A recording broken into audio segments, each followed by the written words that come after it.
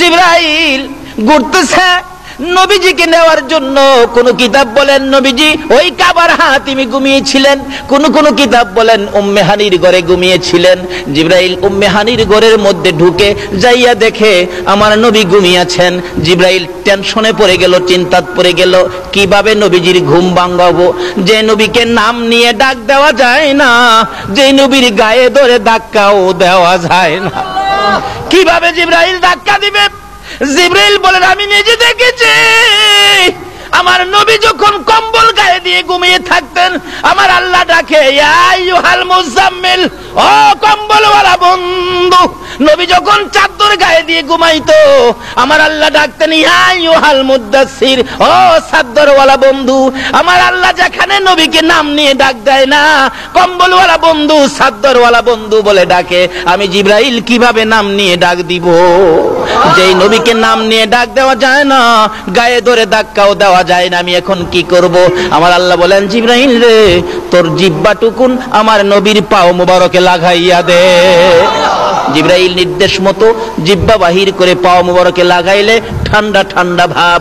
নবীজির ঘুম ভেঙে গেলে আমার নবী বলেন তাকাইয়া দেখি জিবরাইল আমার পায়ের পাশে বসা। প্রশ্ন করে ফেললেন ও জিবরাইল কি করেছো, আমার ঘুম কেন ভাঙ্গাইলি, কিভাবে ভাঙ্গাইলি? জিবরাইল বলেন ইয়া রাসূলুল্লাহ, আপনি ঘুমাইলে ডাক দেওয়া যায় না, আপনি ঘুমাইলে ধাক্কাও দেওয়া যায় না। ওই যে দেখেন বুরাক অপেক্ষায় আছে আপনাকে নেওয়ার জন্য। হুজুর আল্লাহর বাড়িতে যাবেন, উঠেন তাড়াতাড়ি উঠেন। আমাকে কিভাবে ঘুম ভাঙ্গালি, ঠান্ডা কি যেন লাগলো। জিবরাইল বলেন হুজুর আমার জিহ্বাটুকুন বাহির করি আপনার কদম মোবারকে লাগিয়েছি। আমার নবী বলেন এ কি করলে রে জিবরাইল? সকল ফেরেশতার সর্দার হইয়া তোর জিহ্বায় আমার পায়ে লাগাইলি। জিবরাইল বলেন ইয়া রাসূলুল্লাহ, আমি সকল ফেরেশতার সর্দার হতে পারি গো, আপনি নবীর পায়ের দুলির সামনে আমার কোনো পাওয়ার নাই। এই নবী পাইয়া বলুন আমরা খুশি না বেজার? ছেড়ে দে নৌকা মাঝি যাব মদিনায়, বলুন বলুন, ছেড়ে দে নৌকা মদিনাতে কান্দে নবী উম্মতের মায়ায়, মদিনাতে কান্দে নবী ছেড়ে দে নৌকা মাঝি যাব মদিনায়, ছেড়ে দে নৌকা আল্লাহ নামের বর্ষা করি সারলাম নবীর প্রেমের তরি, আল্লাহ নামের বর্ষা করি সারলাম নবীর প্রেমের তরি। দয়াল নবীর রওজা খানি আমায় দেখাও না, দয়াল নবীর রওজা খানি ছেড়ে দে নৌকা মাঝি যাব মদিনা, ছেড়ে দে নৌকা মাঝি যাব মদিনা। ভাই সব কষ্ট হইতাছে আপনাদের? জিবরাইল নবীকে বলেন হুজুর আপনার পায়ের ধুলির সামনে তো আমি জিবরাইল কিছুই না। হুজুর উঠুন, এই যে দেখেন জান্নাতি পোশাক, হুজুর জান্নাতি পোশাক পরুন, দেরি করা যাবে না, সময় কম। সময় কি আমরারে বুঝাইছে সময় কম। আর বন্ধুর সাথে বন্ধুর আলাপ কত বছর হয়েছিল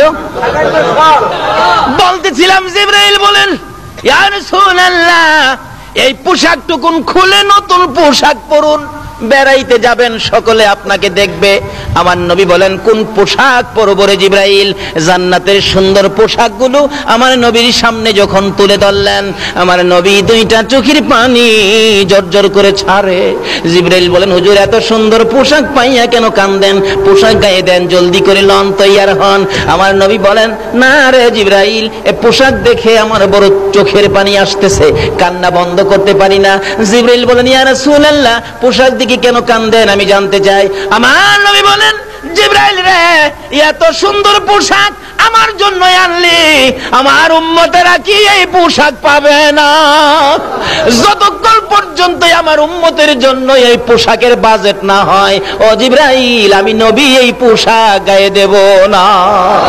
আরে দয়াল নবী প্রেমের ছবি আর আসবে না জগতে, আমার দয়াল নবী প্রেমের ছবি আর আসবে না।